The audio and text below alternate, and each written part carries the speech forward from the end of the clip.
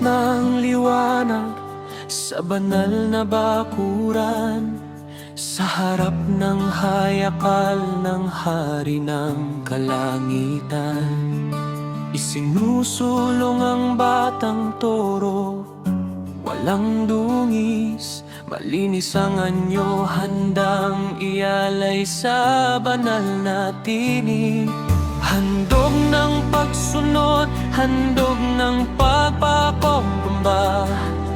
Hindi salita lamang kundi buhay na inilalaan. Ang dugo'y sumisigaw ng tipan at katapatan. Sa harap ni Abaya hawak, hari ng walang hanggan.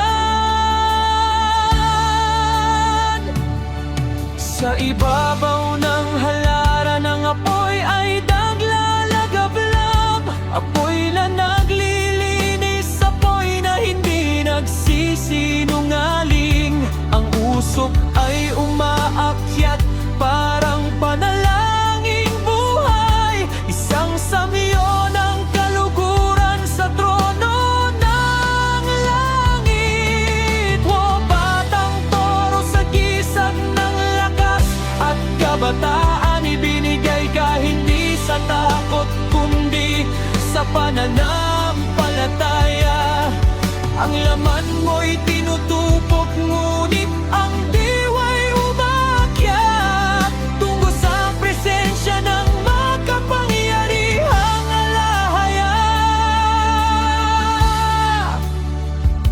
Hindi ito handog ng laman lamang, ito'y sigaw ng pusong nagpapasako, na nagsasabing, hindi akin ang aking buhay. Ikaw, Abaya, hawa, ang may-ari ng lahat. Ang alap ay sumasayaw sa himig ng kautusan. Ng bawat apoy ay may dalang pagsisisi at pag-asa. Ang bawat apoy ay nagpapaalala sa'yo, sarap na ang kabanalan ay daan ng buhay at liwanag.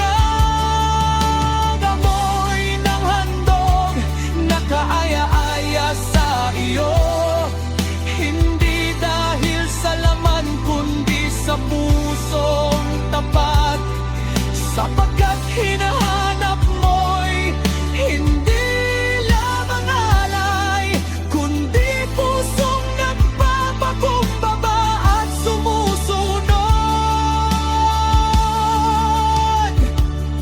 O hari ng mga hukbo, dakilang Abaya, hawa, tanggapin mo ang aming handog ng papuri. Gaya ng batang torong ganap na sinunog, naway kami rin ay maging handog na buo. Sunugin mo ang iyabang, ang kasalanan, ang takot. Linisin mo ang puso sa iyong banal na apoy. At gaya ng usok na pumapailan lang sa labi, naway ang aming buhay ay umakyat sa iyo. Sa pool, sa lupa, hanggang sa kalangitan, ikaw ang hari, ikaw